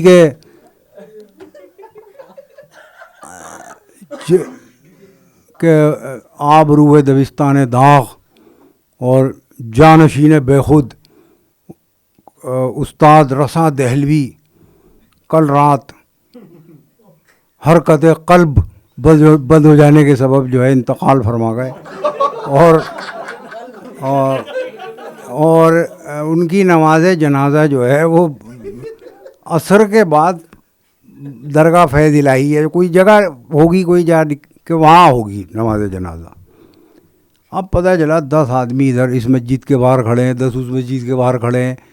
ایک ایسی دیوار بھی تھی پرانی دلی میں سوئی ولان کے پاس, درگا حلوائی کی جو بڑے مشہور حلوائی تھے ایک درگا, ان کے برابر میں. تو وہ دیوار ہی اسی کام کے لیے تھی کہ یہاں پوسٹر لگائے جائیں گے اور پوسٹر پڑے جائیں گے. تو میں جب وہاں سے, چونکہ سبزی وغیرہ کی مارکیٹ وہیں تھی, تو جب بھی میں جاتا تھا تو دیوار چپکے پڑے رہتے تھے بہت سارے لوگ. ایک پوسٹر پڑھ لیا تو اب دوسرے پہ آ گئے, دوسرا پڑھ لیا تیسرے پہ, پوری لائن پڑھ کے ہٹتے تھے وہ. تو بہرحال وہ جگہ جگہ پوسٹر لگے ہوئے, اور جگہ جگہ یہ ہوا کہ یار کیا ہوا یہ استاد رسا. اب ان میں کچھ لوگ ایسے بھی تھے جو استاد رسا سے روز مرہ کے ملنے والے تھے. تو وہ جو تھے انہوں نے کہا بھائی یہ تو سب اب جو ہونا تھا ہو گیا, اب یہ تو چل کے دیکھو کہ استاد رسا ہے کہاں, کیونکہ وہ ایک ہوٹل میں رہتے تھے. گھر تھا ان کا سوئی بلان میں, لیکن بلی مہران میں ایک ہوٹل تھا, ابھی بھی ہے وہ, بسم اللہ ہوٹل. تو اس میں کیا تھا کہ آدھا عجیب ہوٹل ہے, آپ کبھی جائیں بلی مہران غالب کی حویلی سے پہلے تو ایک ہوٹل ہے, اس کا آدھا جو فرنٹ ہے اس کا, اس میں ایک کھانے پینے کا سامان جیسے مرغا اور قورمہ وغیرہ.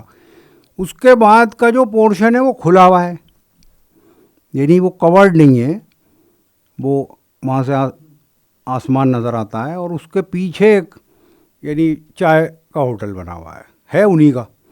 تو وہ جو کھلا ہوا پورشن تھا, استاد رسا وہاں چارپائی ڈال کے اپنی رہتے تھے, اور وہیں ایک ہینڈ پمپ لگا ہوا تھا, اس پہ نہایا کرتے تھے وہ. تو یہ جو جتنے بھی ان کے قریبی لوگ تھے یہ فوراً ادھر روانہ ہوئے. بہرحال وہ یہ ہوا کہ جو ان کے قریبی لوگ تھے استاد رسا کے, وہ فوراً بلی ماران کی طرف روانہ ہوئے, اور سوچتے جا رہے تھے کہ بھئی کیا کریں گے, کفن کون لائے گا اور قبر کون کھدوائے گا وغیرہ وغیرہ. کیونکہ استاد تو چھڑے آدمی تھے, ان کا کوئی تھا ہی نہیں والی وارث. تو اتنی دیر میں وہ ہوٹل بھی آ گیا. اب جو ہوٹل پہ نظر پڑی ہے لوگوں کی, تو وہ تو وہاں بیٹھے ہوئے نہا رہے ہیں.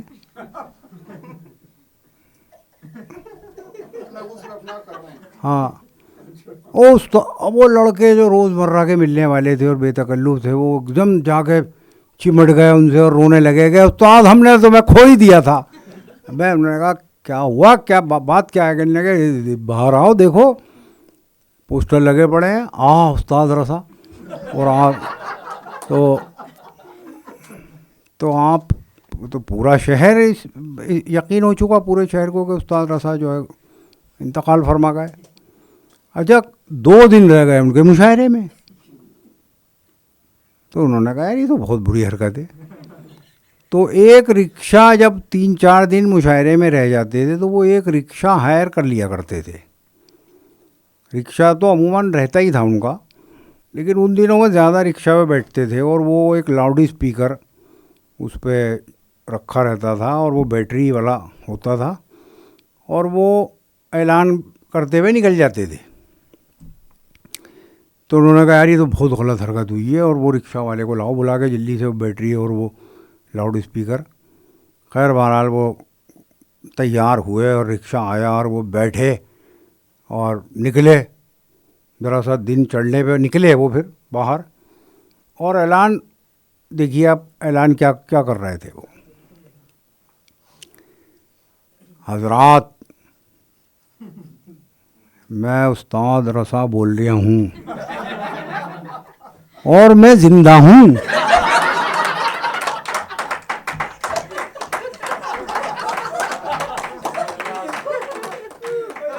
اور آئے یہ خبر کسی اس نے ایک موٹی سی گالی, اور پھر مشاعرہ اپنے وقت مقررہ پر اردو پارک میں ہوگا, آپ لوگوں سے گزارش ہے تشریف لائیں. تو اس طرح کے بہت سے واقعات استاد رسا کے جو ہیں. تو بہرحال کوئی اور قصہ, ہاں ایک قصہ آخر میں اور سن لیجئے.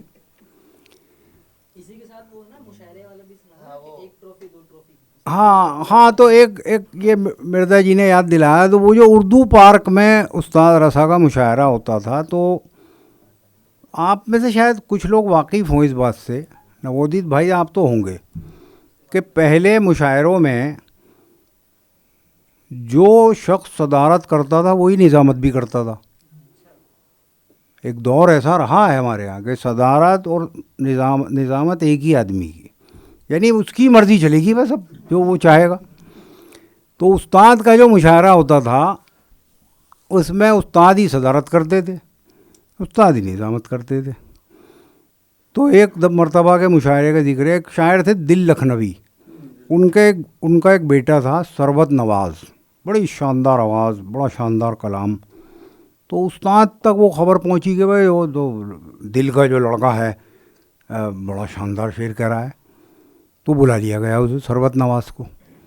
اب استاد نے بلایا اسے شروعاتی حصے میں مشاعرے کے کہ میں دل کے بیٹے ہیں, یہ لخت جگر ہیں, اور میں گزارش کروں گا تشریف لائیں. خیر وہ آئے صاحب, اور نوجوان لڑکا, کھنکتی ہوئی آواز, غزل جو نے چھڑی ہے تو صاحب حال آ گیا لوگوں کو. استاد خود پاگل ہو گئے غزل سن کے. تو استاد کیا کرتے تھے کہ 3 کپ رکھتے تھے, اس میں ٹرافیاں کہہ لیں, 3 ٹرافیاں ہوتی تھیں. تو وہ 3 شاعروں کو دیتے تھے کہ نمبر 1, نمبر 2, نمبر 3.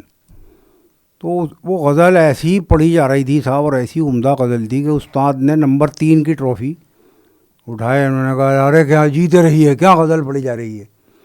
تو وہ لڑکے نے قبول کی، مطلب شربت نواز نے، اور وہ ایک طرف رکھ دی گئی.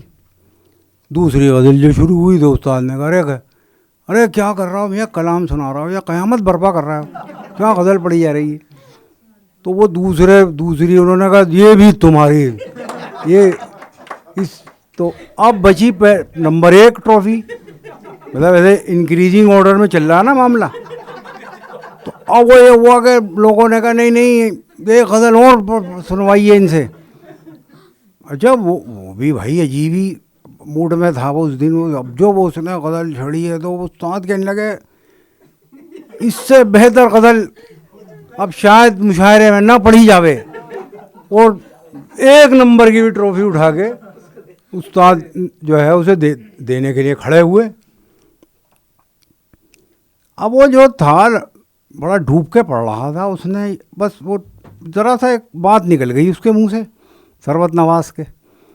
اس نے کہا استاد عزت افزائی کا شکریہ، مگر آپ کے اس عمل سے جو بار بار آپ ٹرافیاں دے رہے ہیں، آپ کے اس عمل سے میرے پڑھنے میں خلل پیدا ہو رہا ہے.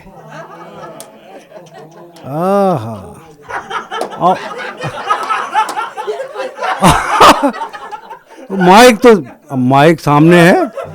انہوں نے کہا اب دلی چھے کی زبان. اچھا خلل پیدا ہو رہا ہے. ابے مادر ذات،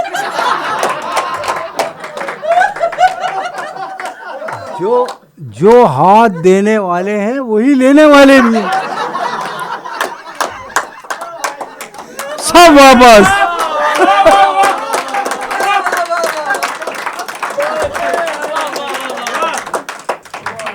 تو بہرحال اصل میں کیا ہے، ہماری کچھ بیٹیاں کچھ بہنیں بھی یہاں ہیں، ورنہ استاد رسا کے قصے گالیوں پہ ختم ہوتے ہیں، اور اچھی خاصی بھاری بھرکم گالیاں ہوتی ہیں.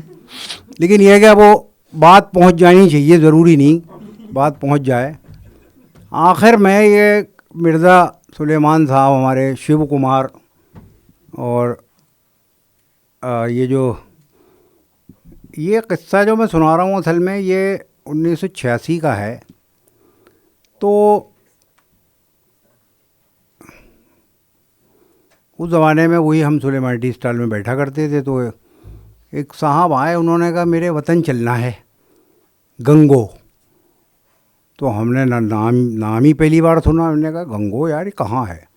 کہتے سہارنپور سے آگے. خیر جی وہ بس میں بیٹھے کشمیری گیٹ سے، اور شام ہوتے ہوتے گنگو پہنچ گئے. تو وہ ایک بزرگ شاعر تھے وہاں، ان کی کتاب کا وموچن تھا. تو اب جب ہم وہاں پہنچے تو ہم چائے بنوا لی، مطلب چائے بھی ہمارے کہنے سے بنوائی انہوں نے. میں کہا یار چائے پلواؤ. چائے پینے کے بعد ہمارے کچھ دوست کہنے کہ بھائی وہ واش روم بتائیے کدھر ہے، نہانا ہے. اور دھول میں اٹ گئے سامنے. کہنے کہ نہانا؟ ارے کہنے اتنا وقت ہی نہیں ہے کہ آپ نہائیں، کھانا کھا لیں آپ منہ دھو کے، کیونکہ یہاں سے ہمیں گنگو جانا ہے. ہمیں بلایا گیا تھا، سوری سہارنپور، ہمیں گنگو بلایا گیا اور جانا ہے ہمیں جو ہے سہارنپور. تو کہنے کہ وہ بسیں آ گئی ہیں اور ہمیں سہارنپور جانا ہے، اجرا تو وہاں پہ ہے. خیر جی جیسے تیسے منہ ہاتھ دھو کے کھانا کھایا، بس میں بیٹھ گئے ہم لوگ. اب ہمارا خیال یہ تھا کہ 30-40 منٹ میں ہم سہارنپور پہنچ جائیں گے. مگر وہ صاحب جو تھے انہوں نے بس کو نکلوایا صدر بازار سے، جو مین مارکیٹ تھی وہاں کی. تو اب وہ ایک کام اور شروع کر دیا انہوں نے جب مارکیٹ آ گئی، کہ وہ ہر دکان، جب جیسے کوئی دکان آتی تھی تو وہ خود نیچے اترتے تھے بس سے، یعنی انہی کی کتاب کا اجرا ہے، وہی دولہا ہے محفل کے، اور وہ لوگوں کو اٹھاتے تھے کہ تو ابھی تک دکان پہ ہی بیٹھا ہے. ابے سمجھایا نہیں تھا تجھے کہ آج میری کتاب کا اجرا، چل کھڑا ہو جا. نے کہا کپڑے کہ کپڑے کچھ نہیں، ننگا کوئی بیٹھا ہے چل. تو अब पता चला एक उठाया, 2 उठाया, 3 उठाया, 4 उठाया, पूरी मार्केट में हड़कंप मच गया। 50-60 आदमी बस में भर लिए साहब उन्होंने। खैर जी, वो कुछ चाहते हुए कुछ ना चाहते हुए वो आ गए सब लोग और बस भर गई।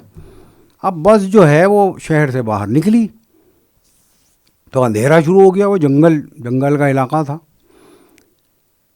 अंधेरा शुरू हुआ ही था कि एकदम एक कोहराम सा मचा बस में। एक पकड़ो पकड़ो पकड़ो पकड़ो। तो कुछ लोगों ने वो टॉर्च लेके चलने का उस ज़माने में कस्बों में गाँवों में रिवाज था। अब तो मोबाइल है सबके पास, उस ज़माने में टॉर्च, तो टॉर्च निकली गई तो देखा कि वो जिनकी किताब का विमोचन था वो उन्हें असल में बैठने की जगह भी नहीं बची थी उनके। वो खड़े हुए थे डंडा पकड़ के। तो वो जो थे एक आदमी को ऐसे दबोचे खड़े हुए थे। तो कहने लगे साले हमारी ही जेब मिली तुझे। तो अब जाहिर है टॉर्चें बहुत सारी जल गई तो वो उजाला सा हो गया। बस ड्राइवर ने भी बत्ती जला दी उसकी बस की। तो अब यानी सबको पता लग गया कि भाई ये जो हमारे आज की महफिल के दूल्हा हैं, किसी शख्स ने इनकी जेब पे हाथ साफ करने की कोशिश की है। मगर साहब फिर ये हुआ कि बहुत देर तक कोई इधर से उठता था, कोई उधर से, कोई पीछे से, कोई आगे से, और वो सब जाके एक थप्पड़ मारते थे उस चोर के। जैसे कोई शख्स गया एक थप्पड़ मारा और फिर उससे पूछा भाई कौन है तू, क्या करने आया था यहाँ। जबकि ये बात बिल्कुल क्लियर हो चुकी थी कि ये जेब कतरा है और क्या करने आया था ये सबको पता ही है। मगर वो कम से कम 6 आदमी आए और 6 के 6 आदमी इन्होंने ये पूछा कि भाई अब कौन है तू और क्या करने आया था। तो वो हमारे एक दोस्त बोले कितने लोगों को ये और मालूम करना है कि क्या करने आया था। तो फिर ये हुआ क्या, अब वो जो साहिब जश्न है मतलब दूल्हा जिनकी किताब का विमोचन है, अब वो बस में बैठे हुए लोगों से यानी ओपिनियन पोल हो रहा है वहाँ कि क्या करना चाहिए इसका।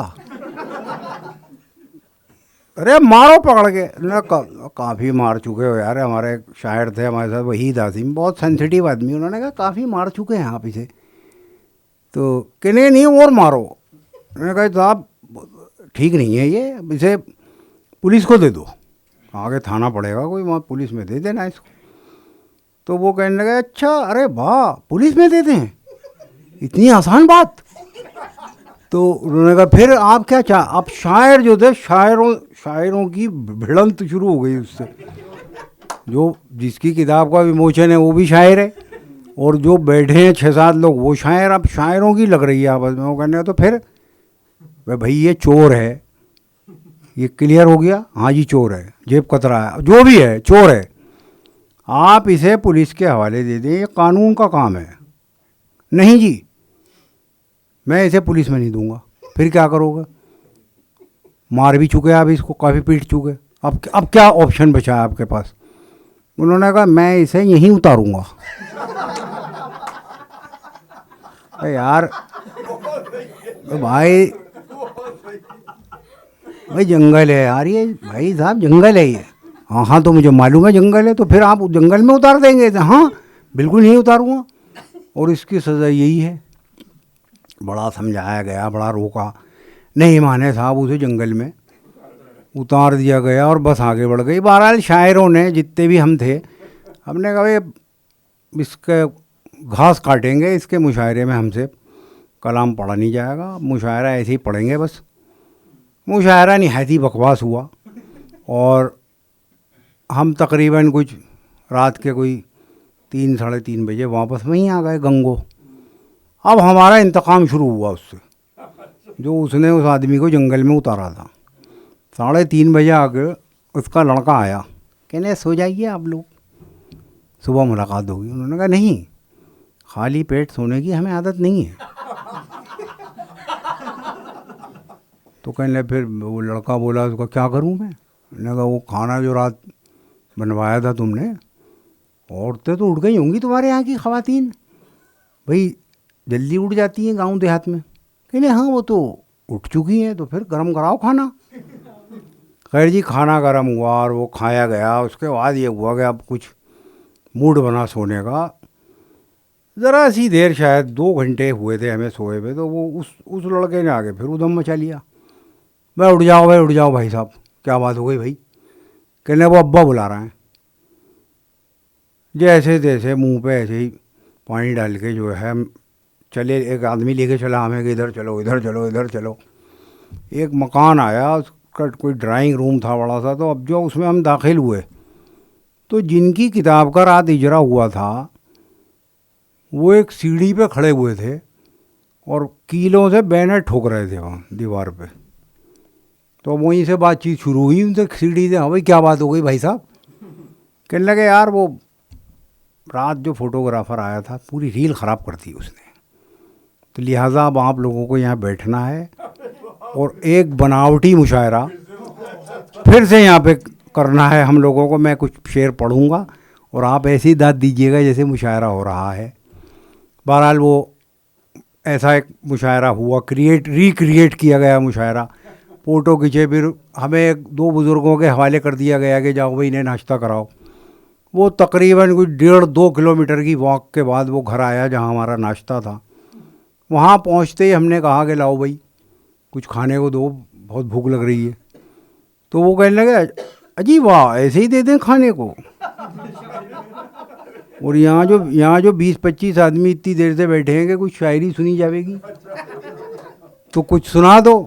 تو وہ 1-2 3 غزلیں سنی گئیں جب جا کے ہمیں ناشتہ ملا. تو یہ 1987 کی بات ہے. پھر چلتے وقت یہ ہوا کہ انہوں نے ہمیں فوٹو دیے کہ یہ قومی آواز میں دے دینا, یہ اس میں ملاپ میں دے دینا, یہ پرتاب میں دے دینا.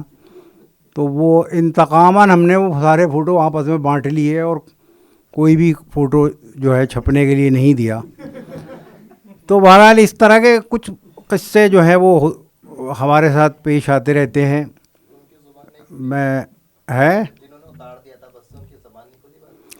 نہیں, بس اتنے یہ ہوا کہ جب ہم جامع مسجد آئے اور سب اپنے اپنی بسوں میں اپنے اپنے علاقوں میں روانہ ہوئے, تو جو ایک صاحب ہمارے ساتھ تھے بہت سینسیٹیو, تو ہم نے ان سے کہا کہ اچھا بھائی وحید بھائی پھر ملاقات ہوگی کسی دن.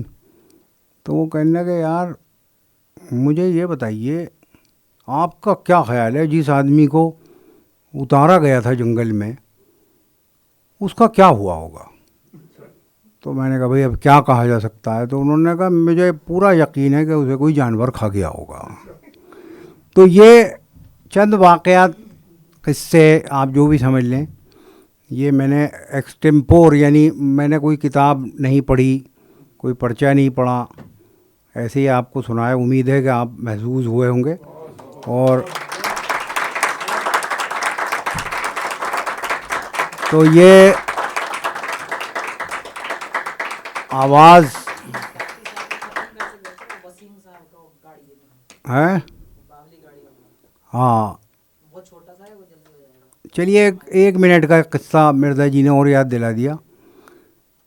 تو میں آواز انٹرٹینمنٹ کے شیو کمار اور یہ میر کبیر کے بلال اشہر, افضال اشہر اور سلیمان مرزا صاحب کا شکر گزار ہوں کہ انہوں نے اس خوبصورت اداس اور خوف زدہ صدی میں ہمیں کچھ لمحے ایسے دیے کہ ہم ہنس سکے, مسکرا سکے. تو ایک آخر میں قصہ یہ یاد دلایا ہے مرزا جی نے کہ میں اور وسیم صاحب دیوبند کے ایک مشاعرے میں انوائٹ تھے. وسیم صاحب آپ سب جانتے ہیں کہ بہت اچھا نذرانہ وہ لیتے ہیں مشاعروں میں. تو خیر جو بھی ان کا طے ہوا تھا, جب انہوں نے کونے میں لے جا کے اس لفافے کو گنا تو وہ کم تھا, تو انہوں نے اسے واپس کر دیا انہیں کہ لو بھائی لو یہ تم ہی رکھ لو. تو وہ کہنے کہ نہیں یہ آپ رکھیے, وہ میں دیکھتا ہوں جو اس میں کم ہے.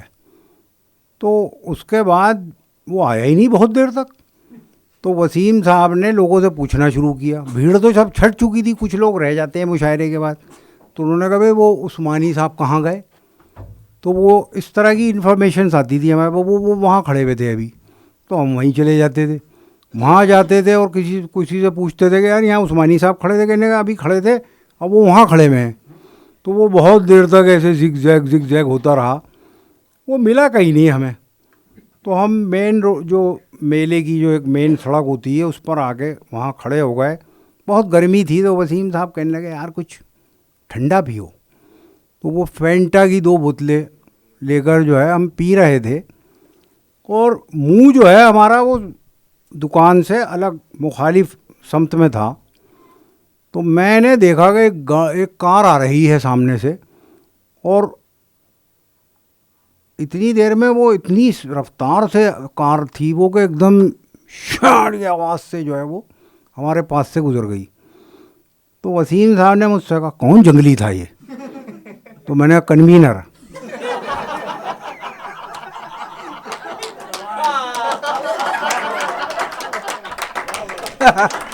چلیے بہت بہت شکریہ آپ کا. ایک غزل سنا دیجیے، بھیگی بھیگی سی پلکوں پہ، جو آپ کا ہے نا، بھیگی بھیگی سی پلکوں پہ جو ایک ستارہ ہے. تو ایسے ہی سنا دیتے ہیں، اس کا کوئی ترنم ورنم سے مزہ نہیں آئے گا. ایک پرانی غزل ہے، یہ مجھے 2 لوگوں نے یاد دلائی. یہ کس نے یاد دلائی غزل؟ ایک تو مجھے ابھیشیک شکلا نے یاد دلائی تھی ایک بار یہ غزل، تو کم پڑھی ہے میں نے. بھیگی بھیگی پلکوں پر یہ جو ایک ستارہ ہے، بھیگی بھیگی پلکوں پر یہ جو ایک ستارہ ہے، چاہتوں کے موسم کا آخری شمارہ ہے. بھیگی بھیگی پلکوں پر یہ جو ایک ستارہ ہے، چاہتوں کے موسم کا آخری شمارہ ہے. امن کے پرندوں کی سرحدیں نہیں ہوتی،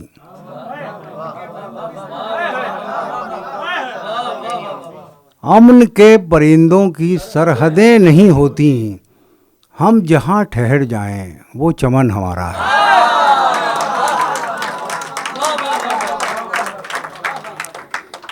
امن کے پرندوں کی سرحدیں نہیں ہوتی، ہم جہاں ٹھہر جائیں وہ چمن ہمارا ہے. شام دستکیں دے گی تب سمجھ میں آئے گا، شام دستکیں دے گی تب سمجھ میں آئے گا، زندگی تلاطم ہے، موت ایک سہارا ہے.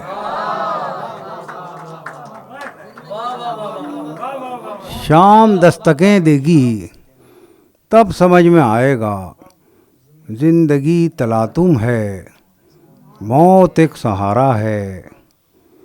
کیا عجب پہیلی ہے زندگی کا میلہ بھی. کیا اسے کھولو یار.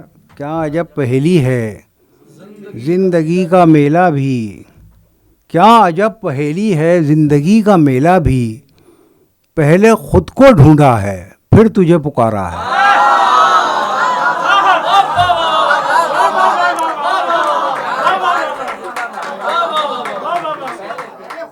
کیا عجب پہیلی ہے زندگی کا میلہ بھی، پہلے خود کو ڈھونڈا ہے پھر تجھے پکارا ہے.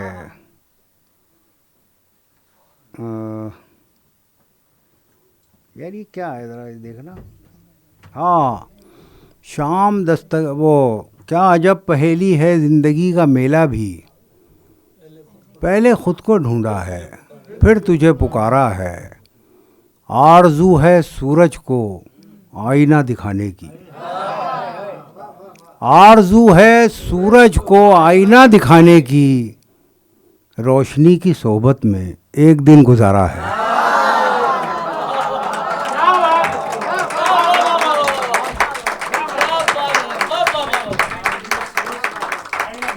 آرزو ہے سورج کو آئینہ دکھانے کی، روشنی کی صحبت میں ایک دن گزارا ہے.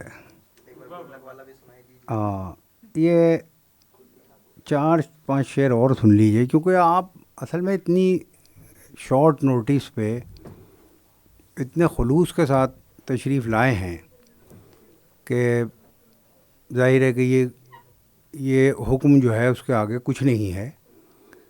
ایک غزل میری ان دنوں میں پڑھ رہا ہوں اور وہ کافی سنی بھی جا رہی ہے.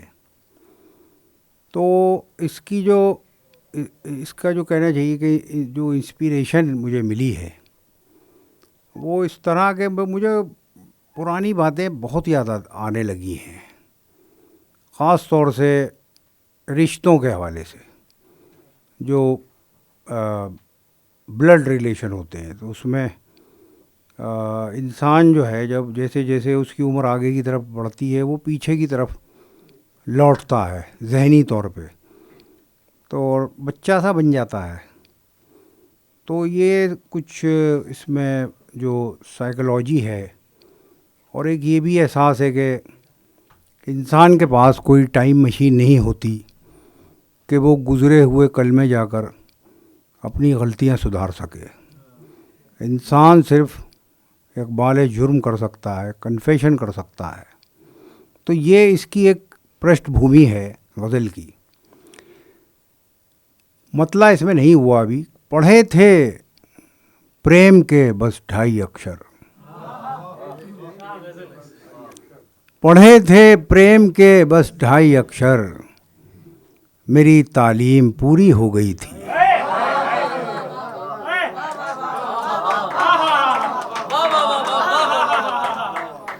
پڑھے تھے پریم کے بس 2.5 اکشر، میری تعلیم پوری ہو گئی تھی. اور یہ کچھ ماں کے لیے ہے. ماں اصل میں بہت سے لوگ سوال کرتے ہیں، لیکن حقیقت یہ ہے کہ ماں کے دل میں جو ماں اصل میں بچانے والی ہوتی ہے. کنٹریبیوشن باپ کا بھی کم نہیں ہوتا، لیکن ماں کی شکل میں بچے کو پروٹیکشن نظر آتا ہے کہ یہ میری محافظ ہے. تو یہ 2-3 شعر ہیں. پڑھے تھے پریم کے بس 2.5 اکشر، میری تعلیم پوری ہو گئی تھی. وہ دن آیا کہ جب پورا ہوا میں،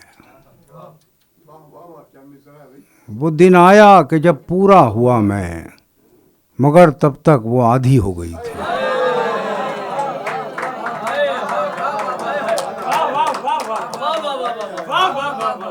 وہ دن آیا کہ جب پورا ہوا میں، مگر تب تک وہ آدھی ہو گئی تھی.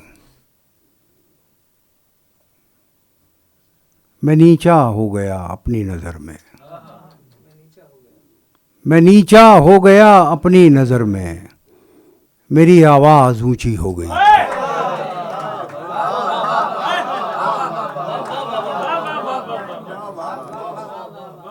میں نیچا ہو گیا اپنی نظر میں، میری آواز اونچی ہو گئی تھی. کھلی ہی رہ گئیں آخر وہ آنکھیں، کھلی ہی رہ گئیں آخر وہ آنکھیں، میرے آنے میں دیری ہو گئی. کھلی ہی رہ گئیں آخر وہ آنکھیں، میرے آنے میں دیری ہو گئی تھی. میں گلک توڑ کر واپس گیا تو، میں گلک توڑ کر واپس گیا تو وہ گڑیا اور مہنگی ہو گئی تھی.